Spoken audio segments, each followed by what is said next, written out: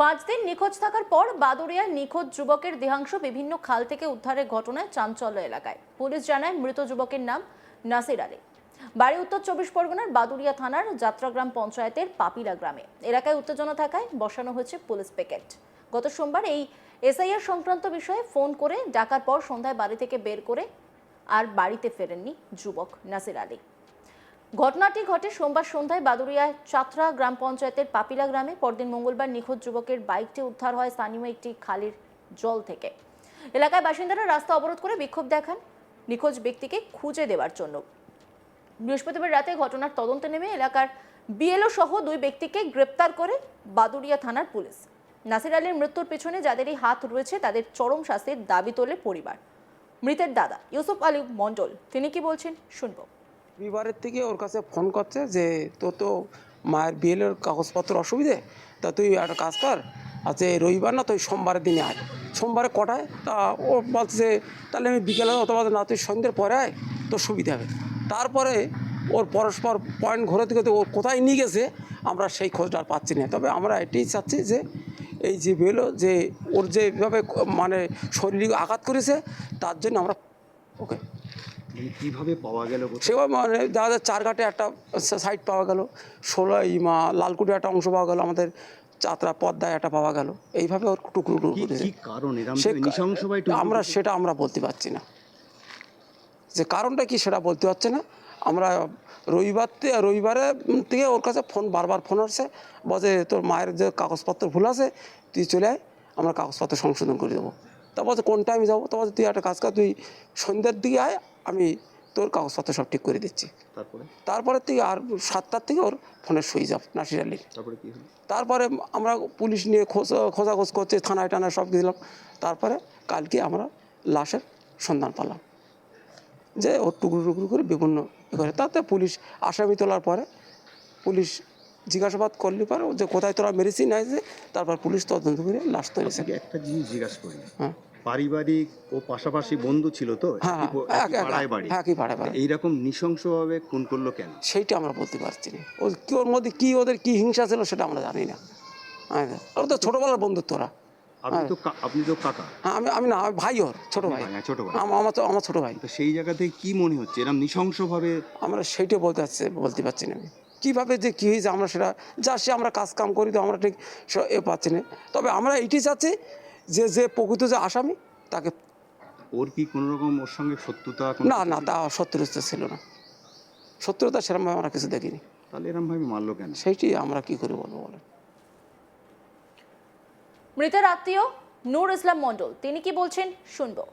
কারণ তো আমরা বুঝতে পারছি না, কি আমরা কেউ বুঝতে পারছি না যে কি কারণে মেরেছে ওকে, কিভাবে মেরেছে তো আমরা তো বলতে পারছি না। এখন তো লাশ পাওয়া গেছে টুকরো টুকরো করে, এইটাই তো বুঝতে পারছি। কবে থেকে নিখোঁজ ছিল? সোমবার সন্ধ্যাবেলা গিয়েছে। তারপরে 8টা বাজার পরের থেকে আমরা ফোন করছি, ফোন সুইচ অফ। সারা এলাকা খুঁজেছি আমরা, তারপরে আর খুঁজে পাইনি। তারপর আমরা রাত্রে প্রশাসনের কাছে গিয়েছিলাম, রাত্রে বাদুড়ে গিয়েছিলাম। বাদুড়ে বললো আমরা দেখছি। তারপর ওরা এসলো, আমরা আবার গিয়েছিলাম, এসে এই পর্যন্ত। তারপর কালকে রাত্রে লাশ পাওয়া গেছে। কোথায় পাওয়া গেছে? চারঘাটে একটা পাওয়া গেছে, 16 যমুনার ওখানে একটা পাওয়া গেছে, চারটায় একটা পাওয়া গেছে। এই টুকরো টুকরো করেছে, ক্যারি ব্যাক করেছে। ও কি ওর সঙ্গে মানে সম্পর্ক ছিল? পাড়ার পাশাপাশিই তো বাড়ি? হ্যাঁ, পাশাপাশি, ওই ওখানে বাড়ি আর আমাদের এখানে বাড়ি। এইরকমভাবে নৃশংস? সেইটাই বলে কি করে, সেইটাই তো বুঝতে পারছি না আমরা, যে একটা মানুষকে কেটে টুকরো টুকরো করা, এটাই আমরা বুঝতে পারছি না। পুলিশ জানিয়েছে ধৃতদের নাম রেজাউন হাসান মণ্ডল ও সাগর গাইন। ধৃতদের শুক্রবার বসিরহাট মহকুমা আদালতে পাঠিয়ে তদন্তের স্বার্থে পুলিশ নিজেদের হেফাজতে নেয়। রাতে জিজ্ঞাসাবাদ করে 2 আসামিকে সঙ্গে নিয়ে বাদুড়িয়া যাত্রাগ্রাম পঞ্চায়েতের পাপিলা গ্রামে পৌঁছয় বসিরহাট পুলিশ। জেলার পুলিশ সুপারের নেতৃত্বে বিরাট পুলিশ বাহিনী। রাতেই বাদুড়িয়ায় বিভিন্ন খাল থেকে টুকরো টুকরো দেহাংশ উদ্ধার করে পুলিশ। হোসেন মেহেদি রহমান পুলিশ সুপার তিনি কি বলছেন শুনবো।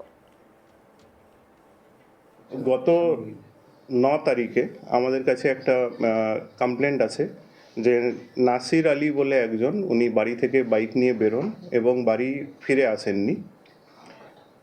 এর বেসিসে আমরা একটা প্রথমে বাদুড়িয়া থানাতে মিসিং ডায়েরি করি এবং তার খোঁজাখুঁজি শুরু হয়। পরের দিন সকাল 10টার সময় যমুনা ক্যানালে একটা বাইক পাওয়া যায়, যেটা পরে আইডেন্টিফাই করা হয় যে ওনারই বাইক ছিল।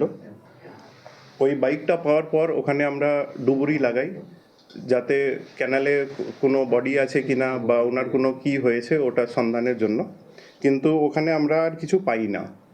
ওই সন্ধ্যাবেলায় ওনার দাদা একটা কমপ্লেন করেন যে ওনার ভাইকে কেউ বা কারা আননোন পারসনস কিডন্যাপ করেছেন। এর বেসিসে বাদুড়িয়া থানাতে একটা কেস রেজিস্টার হয় এবং এই কেসের তদন্ত শুরু হয়। কেস তদন্তে আমাদের কাছে দুটো নাম উঠে আসে, একটা হচ্ছে রেজাউল হাসান মণ্ডল আর একজন হচ্ছে সাগর গাইন। এদের দুজনকে আমরা 13 তারিখে অ্যারেস্ট করি এবং কোর্টের কাছ থেকে আমরা 7 দিনের পিসি পুলিশ কাস্টাডি পাই। কালকে এদের কনফেশনাল স্টেটমেন্টের ভিত্তিতে এই নাসির আলীকে, যেটা আমরা জানতে পারি এদের কাছ থেকে, যে নাসির আলীকে এরা হত্যা করেছে এবং এর বডি ডিসপোজ করে দিয়েছে। তারপর এদেরকে স্পটে নিয়ে যাওয়া হয় এবং এদের আইডেন্টিফিকেশনে 3 জায়গা থেকে, ছাত্রা ব্রিজ পদ্মা ক্যানালের মধ্যে, চারঘাট শ্মশান এবং যমুনা ক্যানাল যেটা নিচুপাড়া এরিয়ায় আছে, ওইখান থেকে আমরা দেহাংশ পাই। এই দেহাংশটা পোস্টমর্টমের জন্য পাঠানো হয়েছে এবং আরও ইনভেস্টিগেশন চলছে। কি কারণের জন্য এই খুনটা বলে মনে হচ্ছে? যেটা আমরা এদের কাছ থেকে পেয়েছি, এদের কনফেশন স্টেটমেন্ট থেকে যেটা আমরা পেয়েছি আর ইনভেস্টিগেশনেও যেটা উঠে এসছে, এটা হচ্ছে এই রেজাউল হাসান মণ্ডল, এনার সঙ্গে যিনি ডিজিজড আছেন ওনার ওয়াইফের একটা সম্পর্ক ছিল, যেটা 1.5 বছর আগে জানাজানি হয়। সেই থেকেই এদের মধ্যে একটা শত্রুতা তৈরি হয় এবং ইনি চাইছিলেন এনাকে মানে এর ক্ষতি করতে, তাই ওইখান থেকেই এটা উঠে এসেছে। এই খুনের পিছনে কি বউর মদত আছে বলে মনে হচ্ছে আমাদের? এটা এখনো আমাদের ইনভেস্টিগেশনে যদি আমরা পাই, তো যারা যারা ইনভলভড আছে আমরা সবাইকে যেটা আইনি প্রক্রিয়া আছে ওটাতে নিয়ে আসবো। রিজাউল এবং ওর যে সঙ্গে ছিল এরা কিভাবে জড়িত, মানে কি আরেকজন তো ছিল?